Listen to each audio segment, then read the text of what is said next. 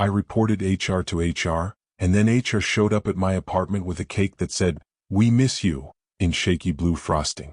I don't know if the cake was an apology or a warning. I slid it into my freezer like evidence and took a picture with my hands still sticky from the box tape. 2 hours later I hit send on an email I honestly thought might end my career. It didn't. It did something stranger. It made people assume I'd engineered a long con. I didn't.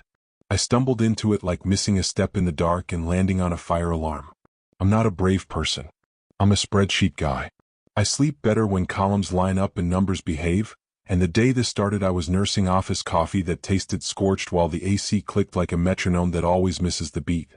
I was finishing a variance report when laughter floated over the half walls and carried my name on it, clean as a chipped plate. I went perfectly still, the way deer must go still when leaves lie about being quiet. "He folds if you say it's critical," someone said. Another voice squeaked a laugh, balloon squeal sharp. A third voice, smoother, said, "Keep him happy." Or compliant. They kept laughing. I stared at a blinking cursor like it could blink me out of existence. It wasn't illegal. It was just the first threat. That same afternoon an email popped up.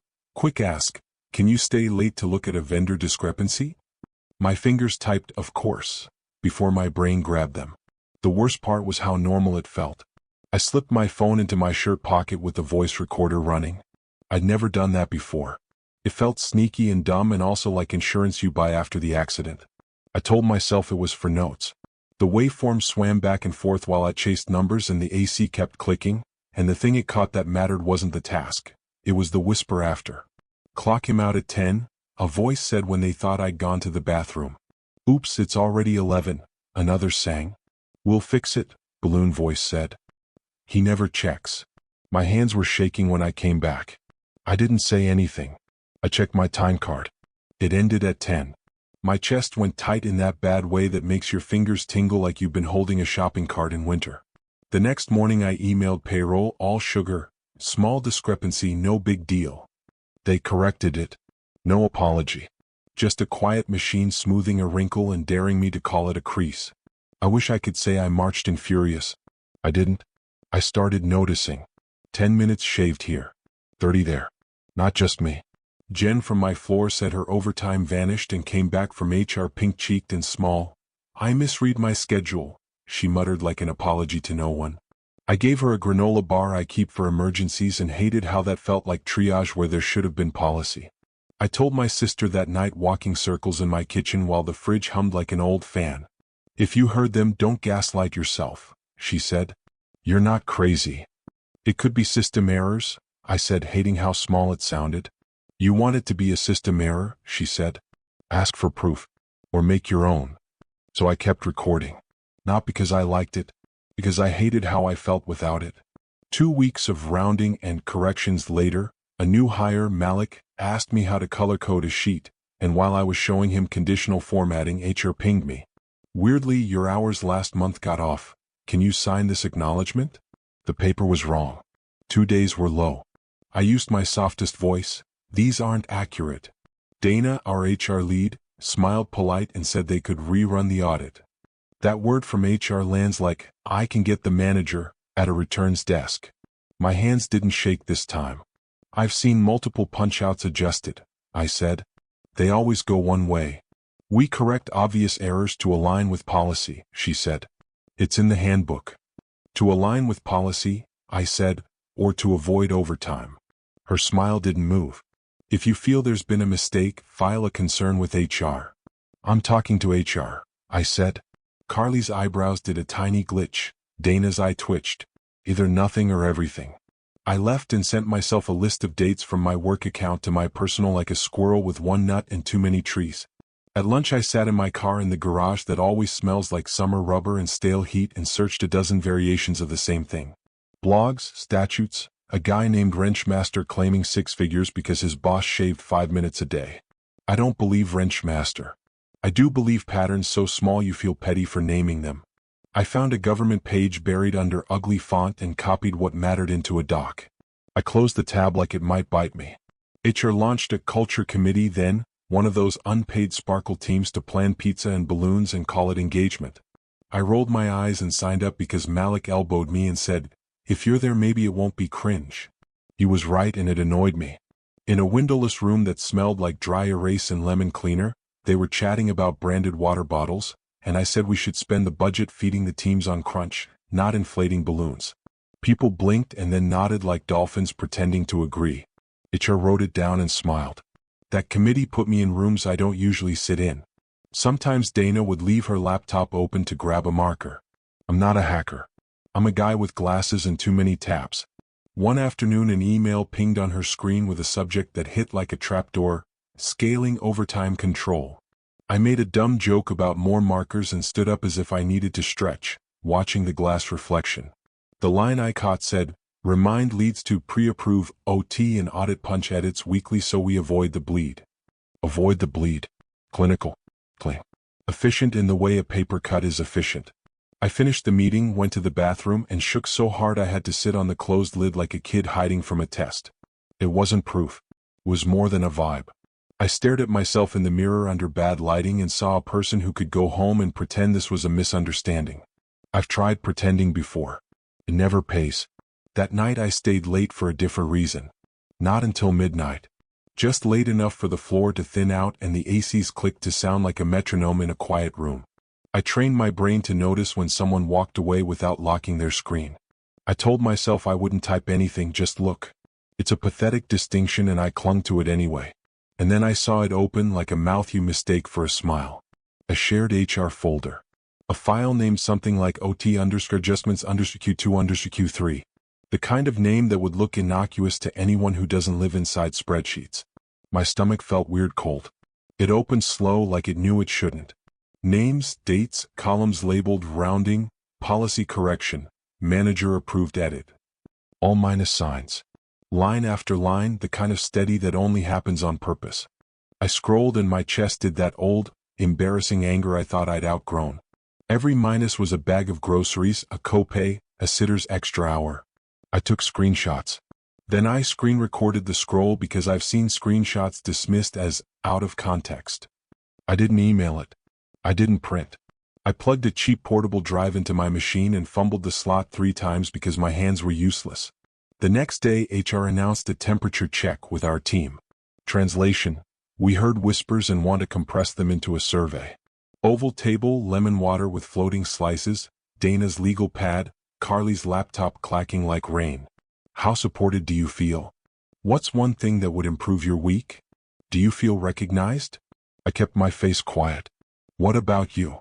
Dana asked, dropping my name into the room like a coin in a fountain. Clarity around timekeeping, I said. I keep seeing edits. We occasionally correct to align with policy, she said. And fix obvious input errors.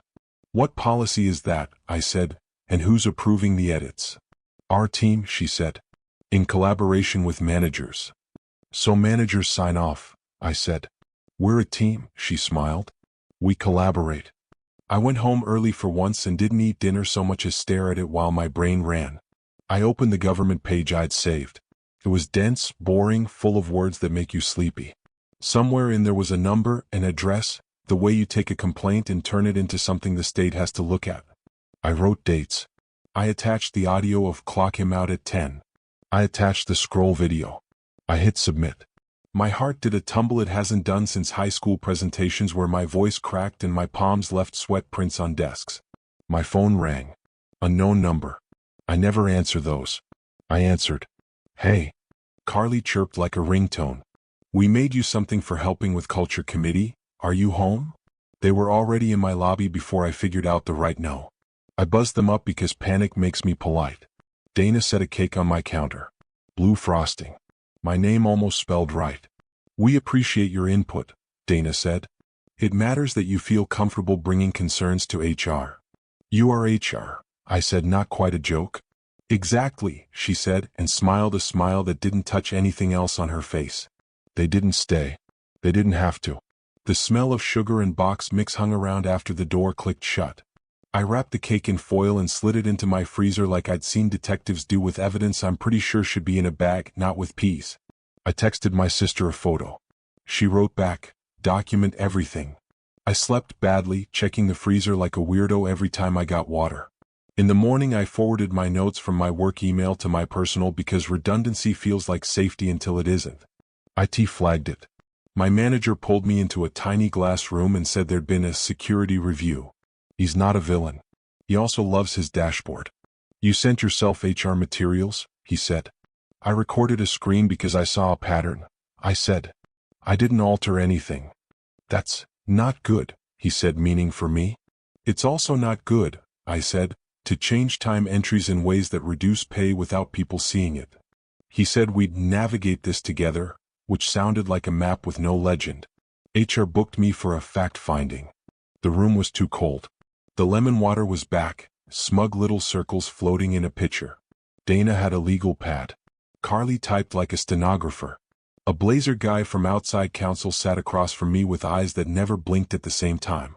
We're here about a breach of confidentiality, Dana began. Specifically access and distribution of restricted information. We're here about time, I said.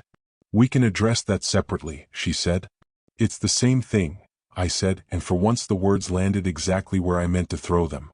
Did you access HR files without permission? Blazer asked. I viewed a file left open, I said. I recorded because I believed it showed improper edits. Improper, he repeated, neutral as concrete. Are you trained in timekeeping policy? I'm trained in math, I said.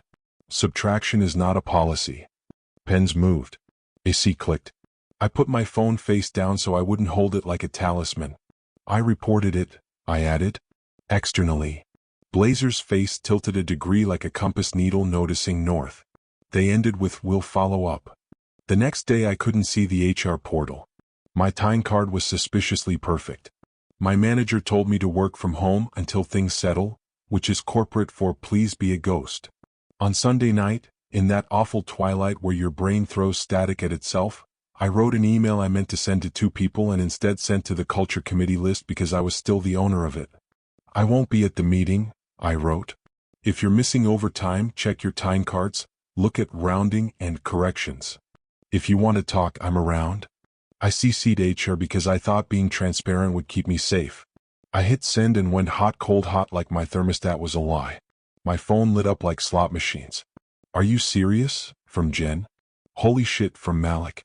We need to talk from Carly, which I ignored on purpose. Within a day that email was printed and taped near the stale bagels like a tiny manifesto. HR sent a company-wide message about misinformation. People checked anyway. Outside counsel started booking interviews like a dentist cleaning a mouth that hadn't seen floss in years. The government agency replied faster than I expected with a case number and the kind of polite tone that means they actually read your thing. My stomach tried to exit my body. HR told managers not to discuss ongoing matters. People made a group chat that was not the company chat and named it Avoid the Bleed because if you don't laugh, you choke. They suspended me. Administrative leave. The email subject line said, status update, like I'd subscribed to a newsletter about my own life. Friends told me it was temporary. People who know told me it was strategy. I called a lawyer who didn't promise jackpots and did say retaliation risk out loud.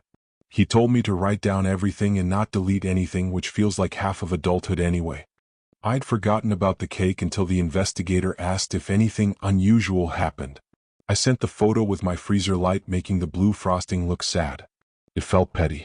That's odd, the investigator said, the way you described finding a fish on your porch. My IT friend, no names, messaged me off platform and said logs were being pulled. Comments on edits said things like, round to avoid 40+. Some comments had been deleted. Nothing ever really goes away. He didn't send me files. He just told me to breathe. Then I got an actual letter on actual paper requesting an interview downtown. Beige walls, Ficus trying its best. A pen that didn't write until I scribbled in the corner. I told the agent what I saw and what I recorded. I told them about the cake and watched them fight a smile because the world is both awful and absurd. Back at the office without me, the culture committee, those pizza planning saints, sent leadership a note saying they couldn't plan appreciation, while pay was being quietly trimmed. Someone taped it to the break room fridge. HR pulled it down. A new copy appeared with stronger tape. I wasn't there. I heard later and cried in my kitchen like an adult baby holding a bag of frozen peas with a cake behind it. They fired me. Effective immediately due to multiple security violations. I read it 3 times until the words stopped swimming. I emailed the agent, my lawyer, my manager. My manager sent me a sad face emoji and "I can't say more," which somehow hurt worse than if he'd said nothing. I didn't dump files online. I sent one more email to the committee list with the subject, "This isn't an update but it is," saying I understood the risk I took, that people should track their time independently, that if the balloons were whimsical this year it wasn't because anyone felt appreciated. Petty? Yes. Satisfying? Also yes. And then the thing I never expected, small checks started showing up for people with notes like retro pay. Not press release big, not justice big, but bag of dog food big, which is how justice actually looks most days. HR announced a transition. Dana was pursuing opportunities. Carly posted a latte, self-care day. Leadership said transparency on live video and twitched when someone asked why they fired the person who said the quiet part out loud. Somewhere in warehouse, Tito held a door for someone and told them to write their hours down twice. I won't pretend I'm clean. I recorded people. I watched a file I wasn't invited to watch. When the investigator asked for the names of managers who approved edits, I sent them, including my own manager who had 2 approvals. Maybe I threw someone decent under the bus. Maybe the bus was already rolling and I just said its name. I still don't know. I do know the cake wasn't kindness. It was a costume for control. We were building community, someone apparently said when asked about it. If community smelled like boxed frosting and lived in my freezer, I guess I've been doing it wrong. I'm looking for work. I write restructuring in the little box where they want the reason you left. Sometimes I say family stuff to recruiters because saying, "I blew a whistle with a cake in my freezer," makes people shift in their chairs. Payroll sent me a $25 coffee card with a note that said, "For being annoying in the right direction." I cried again, then bought a coffee that tasted like relief pretending to be dark roast. A kid rode a bike too big for him past the cafe window and wobbled but didn't fall. That felt important for no reason I can prove. If you're asking whether I'm the jerk for lighting a match in a dry room, I probably am to someone. If you're asking whether I'd do it again, I want to say yes, and also I don't want to lose another job. Both can be true. I didn't mastermind anything. I tripped and yelled and other people tripped and yelled and suddenly HR's whole script sounded wrong in a room full of ears. Maybe the revenge isn't mine so much as it belongs to the minutes we were told didn't matter. I'm just the guy who sent an email to the wrong list and found out it was the right one. If you were in my shoes, would you have done it differently? Honest verdicts welcome. I can take it. I kept waking up at 4 a.m. with my jaw clenched like my teeth were trying to hold the ceiling up. The apartment sounded too loud in the quiet, fridge hum, the hallway elevator thunk, the AC coughing to life like an old dog. I check my phone, stare at the case number like it could hatch into a solution, and then scroll the group chat where people were logging lost minutes. Some posted screenshots. Some just wrote, 2 here, 7 there, nobody told me. A warehouse lead I only knew by his hat. He wears the same faded camo cap every day. Wrote that he'd been telling his guys to slap a sticky note on their locker with the punch in and punch out. He didn't even sound mad. He sounded tired in a way that has edges. I tried to pretend I was taking a mini vacation from work. I made coffee in a real mug instead of the chipped #OneAccountant travel thing I'd been using. I sat on the porch of the kind of cafe that waters plants like their children and watched people in suits walk faster than their umbrellas. At the next table a woman on a call said, "Optics," 5 times and then laughed too high. I opened a blank doc to make a normal resume and ended up writing a list of all the ways I'd been a coward and all the ways I hadn't. Courage is dumb in real life. It doesn't feel brave, it feels like you're forgetting something important and carrying too many bags at once. My phone buzzed. Unknown number again. "This is the investigator," the voice said, calm and real like a teacher who refuses to talk in italics. "We've requested a broader log pull." I pictured a net going into a river. My stomach did a slow roll. "You should be aware your name will be known inside the process," they added, which is the kind of sentence that drops your temperature 3 degrees. "It already is," I said. I don't know if that was brave or just true. That night Malik swung by with takeout because I hadn't been answering my own texts. He placed a greasy bag on my counter like it was medicine and looked past me at the freezer. "Is that the cake?" he asked. I nodded. "You're a better man than me," he said. "I'd have eaten that out of spite and thrown up on principle." We ate noodles on my couch and he told me that a manager from another floor had started asking employees to sign acknowledgments of policy training, even though nobody had sat through a training. He's terrified, Malik said. It's not an excuse, it just makes the hallway smell like hairspray. I told him something I hadn't told anyone else. I'd listed my manager's name in the letter to the investigator even though he wasn't the worst offender. Malik chewed, swallowed, stared at the carpet like there was a puzzle in it. He approved edits, he said. That's a real thing that happened. I said, he also stuck his neck out a little. Malik shrugged in that way that says we all live under a sky with more birds than mercy.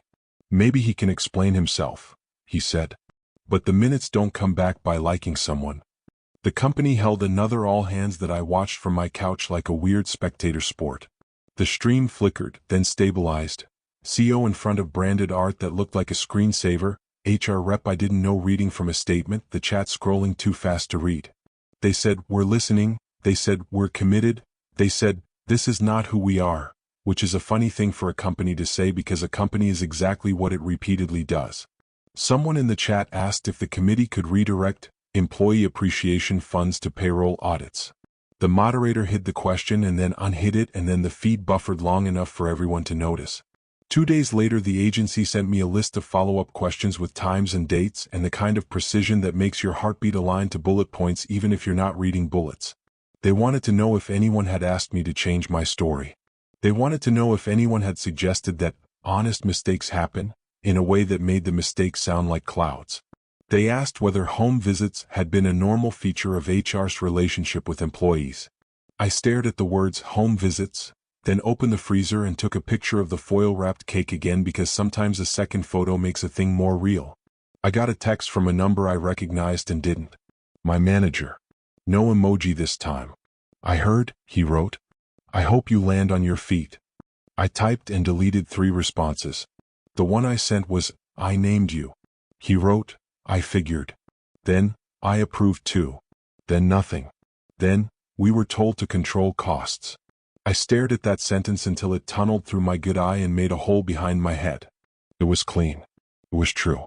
It was a way men like him stay inside buildings with windows. I started interviewing.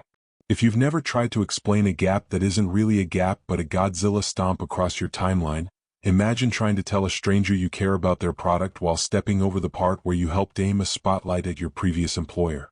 One recruiter asked to speak, candidly, and then asked if I would ever do something like that again. I could have said no. I said, if people weren't being paid for their hours and nobody listened, I would document it again. I'd do it smarter. But yes. She thanked me for my honesty in the tone you use when you thank a neighbor for telling you they like to drum. Meanwhile, in the group chat, people were posting pictures of checks and the retro pay line. A forklift driver sent a photo of his dog next to a bag of food with a caption, "Your minutes bought this." I wasn't there when he took it, but I felt like I could hear the sound of his apartment's lidless trash can opening and the clink of a beer. A cleaner posted a selfie with a thumbs up and wrote, "They fixed 6 weeks for me." How? Someone answered, "Because numbers don't like being lied about in front of the state." I ran into Jen in the wild grocery store, the cheap one where the produce knows what month it is, and we did that awkward dance by the avocados. She looked like she'd slept. "I got a check," she said, almost guilty. "It's not everything, but it's something." I said I was happy for her and meant it.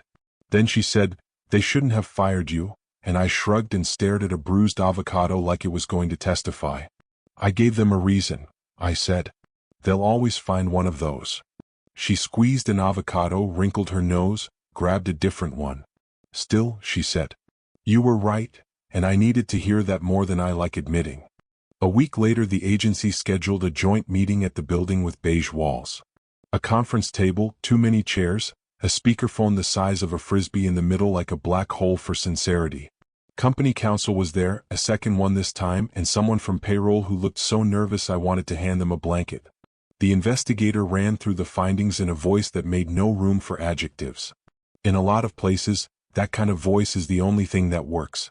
Edits were made in violation of policy and law, they said. Managers reviewed and approved in multiple departments. Explanations cite rounding that does not meet the standard. They used my name only when they had to and stuck to the parts one could speak to. I didn't look at anyone else's faces because I didn't want mine to infect them. When it was my turn to talk, I told that room about the click of the AC and the lemon slices in the water and the one sentence I overheard that felt like a door. I said, "I'm not here to set anyone on fire," and immediately regretted the sentence because it sounded like a line, but it was the only way to stop my mouth from saying nothing. The company people thanked the investigator for the thoroughness, which is rich, and then they thanked me for coming forward, which is richer. The investigator laid out corrective actions in the measured way of policy. Repay, retrain, rebuild logs, monitor. No confetti cannons. Just the slow grind of a machine trying to change its teeth mid-chew. Lucy took me out after and said, "You realize you're going to get a reputation." I said, "As what?" She said, "As the guy who doesn't let stuff slide." I laughed and nearly choked on a fry. "That's so funny I might frame it," I said. "I am absolutely the guy who lets stuff slide until it's sliding me." She raised an eyebrow so high I thought it might leave her face. "Not anymore," she said. "Enjoy your villain origin arc." I told her to shut up and she clinked her glass against mine, soft. A letter arrived from the company's legal department like a brick in polite paper. A separation agreement, with a number in it and a few pages of promises they wanted me to sign. I sent it to my lawyer. He said the number wasn't insulting but wasn't love. He pointed to a paragraph with non-disparagement, so broad it sounded like I'd have to praise them in my sleep. "You can negotiate," he said. "Also you can say no." I stared at the number and thought about rent and my car's weird rattle and the kind of groceries that don't bruise. I also thought about that fridge speech on the break room wall and how it looked taped over grease. I countered. They moved the number and sanded the clause so it wouldn't gag me. I signed, and I won't pretend I didn't feel weird and relieved at the same time. Sometimes the only justice you get is a check you cash and a cake you throw away. I finally did it. I took the cake out of the freezer and peeled back the foil. The frosting had turned into a sugar shell. The letters were a little melted, like they'd started to forget my name the way a workplace forgets you 2 weeks after your badge stops working. I stared for a full minute. It looked smaller than I remembered. I set it on the counter and thought, leave it on the curb, smash it, set it on fire and upload it, do something dramatic. Instead, I cut a slice, just one, and took a bite that tasted exactly like boxed mix and a lie. Then I wrapped the rest and put it in the trash and took the trash out right then, all the way down the hallway and into the chute so it could thump its way into the building's belly. It didn't feel like a triumph. It felt like changing a light bulb that had flickered too long. A job came through that wasn't shiny but wasn't a trap. Mid-sized firm. The manager didn't flinch when I said that last job ended badly. He asked why. I said, timekeeping issues that went above my head and I raised concerns about. He didn't ask me to promise I'd look away next time. We have an audit trail, he said. We're not scared of it. That's either naive or amazing. I decided to be naive for a minute and took it. On my first day, the office smelled like new carpet and coffee that had opinions.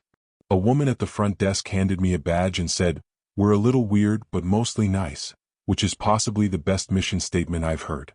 My desk was under a vent that actually blew air down, the good kind, and there was a plant that wasn't dying. I logged in, changed my password, opened the timekeeping app like it was a complicated animal and studied it until the UI stopped pretending it was simple. It wasn't perfect. No system is. But the logs were the kind I like, sticky and detailed and hard to quietly edit. I let out a breath I didn't know I had been storing. I still hear from people at the old place. Not many. Just enough to prove I didn't dream it.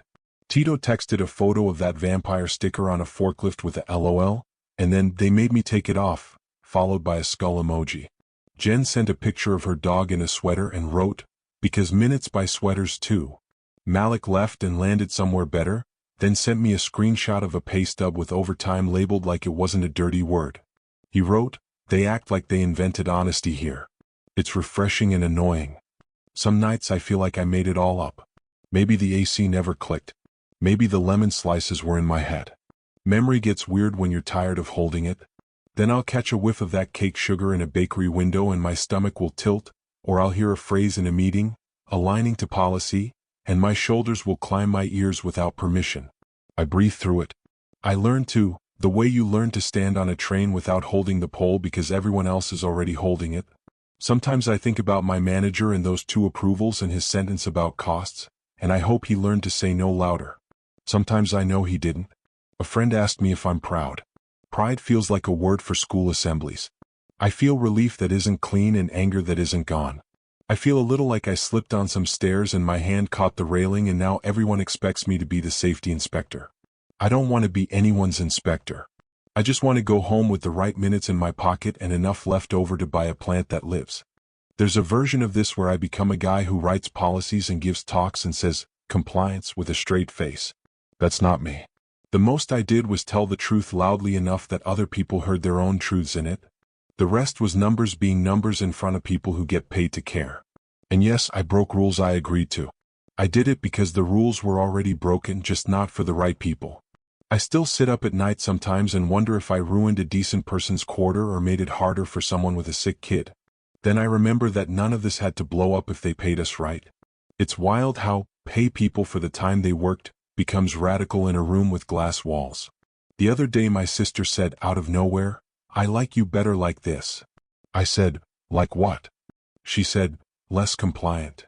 I said, I still do my chores, and she said, that's not what I mean, and I knew exactly what she meant. There's a part of me that wants to slide under every decision and let it pass over without catching. That part's still there. It just doesn't get to drive anymore. I don't have a moral to staple on this. The company fixed some checks, shuffled some chairs, put out a statement, and probably held a training where a man in a polo said, ethics, with a bullet point next to it. People bought dog food and sweaters and maybe a tiny toy for a kid who's been patient about late pickups. I threw away a cake. I started a new job. There's no parade. There shouldn't be. This is just what a day looks like when you stop pretending the minutes don't count. I'm not interested in being a hero or a martyr or a warning poster on a break room wall. I'm interested in sleeping through the night and not hearing my name said like a fork on a plate. I'm interested in offices where the AC either works or someone calls a guy to fix it, and nobody shaves a half hour off because they think you won't notice. If you work somewhere good, protect it. If you work somewhere bad, write your time down twice. If your HR shows up with cake, ask who bought the ingredients. If you were in my shoes, would you have done it differently? Honest verdicts welcome. I can take it. I started keeping a small notebook in my back pocket, the kind with a cardboard cover that bends in a way that makes you think it's going to tear but never does. I didn't write anything dramatic in it. Grocery lists. Mileage to interviews. A line I heard from a bus driver who told a kid, you don't pay for the seat, you pay to get there. I kept touching it during the day like you do with a lucky coin. Maybe it was a reminder that things you can hold still matter in a world where so much is an app with a mood. On a Sunday I walked past the old building. Not for closure. I was meeting Lucy down the block and wanted to see if the same guy still smoked outside the loading dock. He did, different jacket, same permanent shrug. I kept going. Through the glass I could see a poster on the lobby wall about values, with 5 words that all mean, don't make problems. For half a second I wanted to go in and sit in the lobby like a ghost until someone asked what I was doing there. I didn't. I bought a lemonade from a stand a kid had propped on a folding table and overpaid on purpose. My mom, who is better at trusting institutions than I am and also better at starting tomatoes from seeds, left me a voicemail that said, I raised you to tell the truth, not to lose sleep. Maybe try sleeping. I called her back and told her I was sleeping better. It wasn't a total lie. The 4 a.m. jock lunch had moved to 5:30. I'll take the extra 90 minutes as a win. She asked if I regretted it. I told her I regret parts of how, not the what. She told me regret is the interest you pay on doing the right thing late. I wrote that in the notebook even though it sounds like a quote from a book club book you pretend to read. A different investigator called one morning to say they were closing the file with corrective actions accepted. That's not a parade, it's a stamp. But the stamp holds. They said they'd monitor. They said I might get contacted again or I might not. I said thank you and meant it even though accepted sounds like the world shrugged. I would have liked a word like enforced, but you take the verbs you get. I had coffee with a former coworker who hasn't texted me much. He looked around the cafe like we were trading state secrets. I didn't fill out the form, he said. I didn't want my name on anything. I said okay because it was okay. He told me his hours got fixed anyway. He said, you made me feel stupid, and then because he's decent, not on purpose. Just by doing a big thing when I did a small thing. I told him his small thing was the only reason the big thing stuck. He didn't believe me but he smiled like maybe he wanted to. I keep thinking about my manager's text with the sentence about costs. I've tried to imagine the meeting where someone told him to keep overtime under a number that didn't match the work and how he translated that into approving edits that didn't match the time. Did he sleep better that night because he hit a target? Did he flinch? Did he think about the people who keep a granola bar in their desk because they forget to eat when the spreadsheet won't balance? It's comforting to draw a straight villain line around someone else. It's maybe more honest to say he was a person who made choices that looked small from his chair and felt huge from mine. At the new job, on a Thursday that tasted like rain, I caught a mistake in a report, one of those offs by a decimal that can hide in plain sight because your eyes want to be generous. I flagged it in a chat that went to 3 people. The manager wrote back, "Good catch," and then 5 minutes later, "We should build a check for that." They did. A day later it was a rule in the sheet. Not because I'm brilliant. Because here the reflex isn't to explain away, it's to fix. I kept my camera off and did a dumb little fist pump at my desk that I hope nobody saw through the reflection in my monitor. If you've worked somewhere where you're told about culture instead of shown it, you know how wild it feels when action arrives without a speech. I finally cleaned out the box from the old desk. I'd left it under my bed because part of me believed if I didn't look at it, the story could still bend a different way. Inside, 2 dead pens, a plant stake with a clip like a tiny hand, a faded sticky note that said, "Ask Malik about error bars," and a gift card to a place that closed during a winter we all pretended wasn't as sad as it was. I threw out the dead things, kept the plant hand, stuck the sticky note to my fridge because it made me think of someone who elbowed me into a room I wouldn't have entered alone. I texted Malik the photo and he sent back a picture from his new office of a whiteboard that said, "No silent fixes" in the corner, underlined 3 times. I want that on a wall everywhere, on a bumper sticker tattooed on my eyelids. No silent fixes. If the fix is quiet, check who it benefits.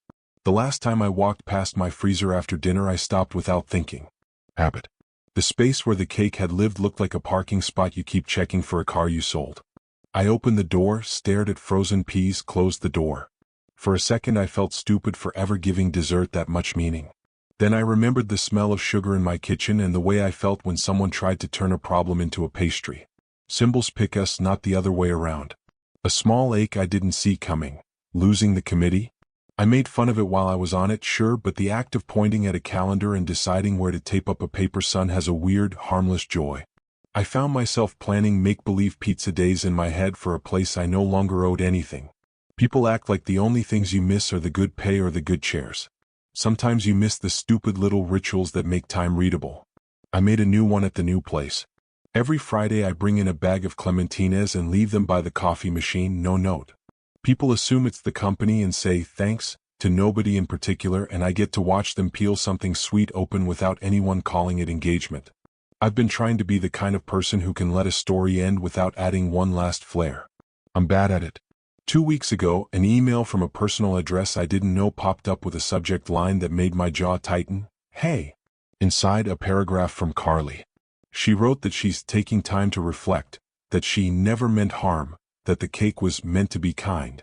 I typed out 5 replies in my head while doing dishes. The one I sent was exactly 4 sentences long and mostly about intent versus impact.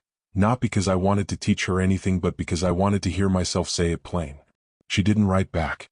I didn't expect her to. There's a version of me that would have gone out for coffee and tried to make it tidy. This isn't that version. Some ties are better as threads on the floor. On a bus I don't usually take, a kid asked his dad why the driver keeps pressing a little metal counter every time someone steps on. The dad said, he has to know who's on the bus. The driver said without turning, I have to turn in my count. The kid said, what if you guess? The driver said, then I get it wrong. I wrote that in the notebook too. Most jobs get bad when guessing becomes a policy. I try not to read too much into how the internet reacts to stories like this. You can convince yourself you're noble or rotten based entirely on who shows up in your DMs. People want a neat moral or a common enemy with a clean face. I don't have either. I have a freezer that used to hold a cake and a phone with a case number in it and a handful of names I won't put here because none of this is a scavenger hunt.